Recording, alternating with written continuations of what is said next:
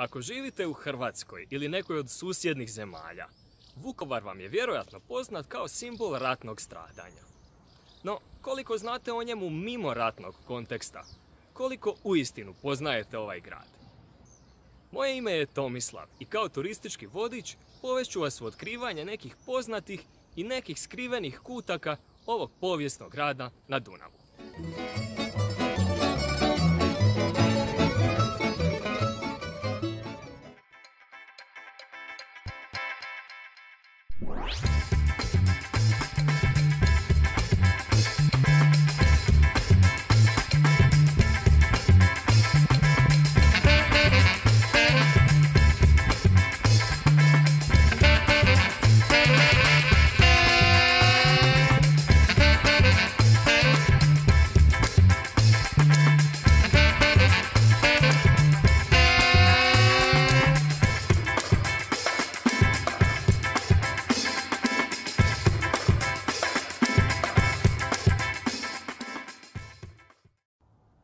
Većina ljudi koji posjećuju Vukovar dolazi ovamo odati počast žrtvama Domovinskog rata.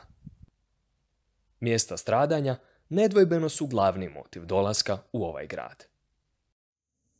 Najposjećenija od njih su Memorijalno groblje žrtava Domovinskog rata, Spomen dom i spomen obilježje Ovčara, Muzej Mjesto sjećanja Vukovarska bolnica 1991. te Spomen dom hrvatskih branitelja na Trpinjskoj cesti. Ne želeći rangirati mjesta ljudskog stradanja, ratne znamenitosti ostavit ću izvan kategorije. Budući da već postoje deseci filmova koji govore o opsadi Vukovara, ovaj video neće se mnogo baviti prošlošću. Ipak, za razumijevanje sadašnjosti treba uzeti u obzir da mnogi ovdašnji stanovnici još nose ožiljke iz vremena rata, kao i činjenicu da je cijeli grad dugo nakon opsade izgledao ovako. Danas je pak Vukovar gotovo u potpunosti obnovljen, a ako ga odlučite posjetiti, ovo je 10 znamenitosti koje je vrijedno uključiti u vaš posjet. Tražite li predah od vrućina, svakako uključite u obilazak Park šumu Adica, gradsku zelenu oazu. Vukovarci ovamo najčešće dolaze zbog rekreacije, šetnje i boravka u prirodi. Tu su također i restoran, sobe za smještaj, te pravoslavna crkva Svete Petke iz 19. stoljeća. Samo ime Park šume Adica zapravo označava mali otok, budući da je ovo mjesto u prošlosti zaista bilo okruženo rijekom Vukom sa svih strana.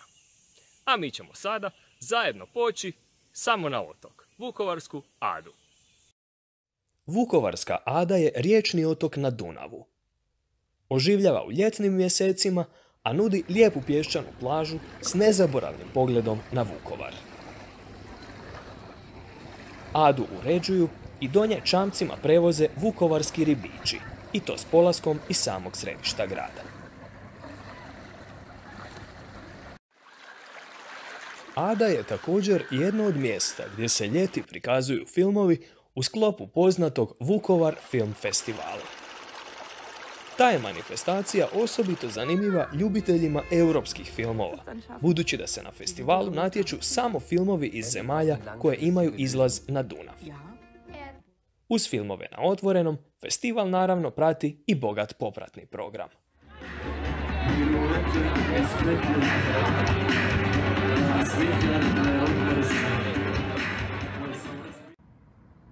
Na 7. mjestu naše liste nalazi se duhovno središte grada, Franjevački samostan i crkva Svetih Filipa i Jakova.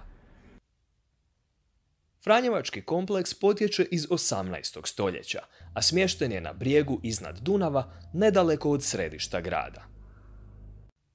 Samostan čuva i vrijednu muzejsku zbirku, dok se za grupe mogu organizirati i vođeni obilasci. Kad se zaželite predaha od razgledanja vukovarskih znamenitosti, vjerojatno najbolje mjesto za relaksaciju pružit će vam obala Dunava. Uz nekoliko lijepo uređenih šetnica, tu ćete pronaći gradsku marinu, ušće rijeke Vuke po kojoj je grad dobio ime, te znameniti križ podignut u spomen na sve žrtve za slobodnu Hrvatsku.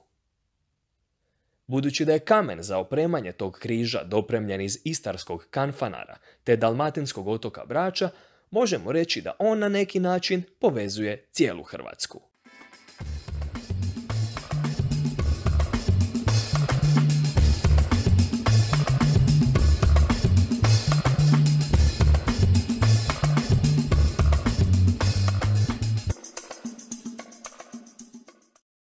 Šetnju kroz Vukovar svakako nastavite kroz znamenitu baroknu jezgru, niz zgrada s prepoznatljivim arkadama koje su ujedno najstarija očuvana zdanja u gradu.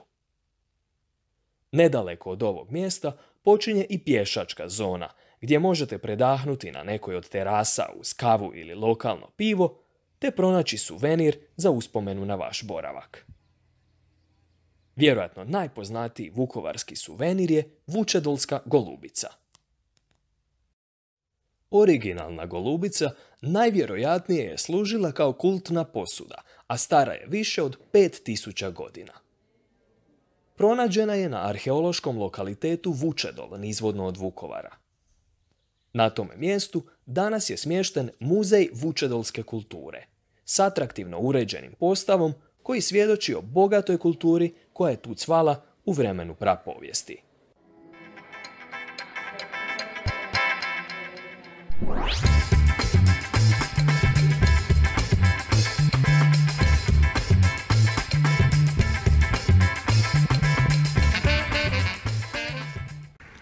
Sljedeća atrakcija bit će osobito zanimljiva onima koje privlači suvremena umjetnost.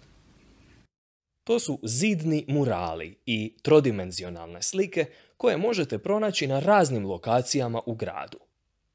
Iznjedrio ih je projekt Vukovart, koji je ovamo doveo poznate svjetske umjetnike kako bi oplemenili vizualni identitet grada. Projekt ulične umjetnosti tako je ostavio umjetnička djela zbog kojih možete očekivati brojna iznenađenja, zagledate li se pažljivo u gradske pločnike, mostove i zidove stambenih zgrada.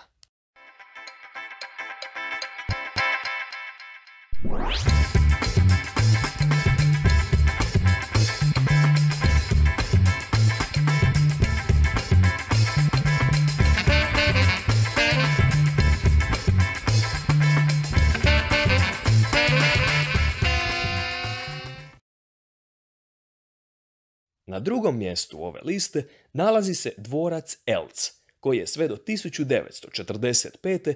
bio u vlasništvu istoimene njemačke plemićke obitelji. Danas je u dvorcu smješten Gradski muzej Vukovar, čije bogate zbirke prate cjelokupnu povijest grada. Povremeno se u kompleksu dvorca također priređuju i kulturna događanja.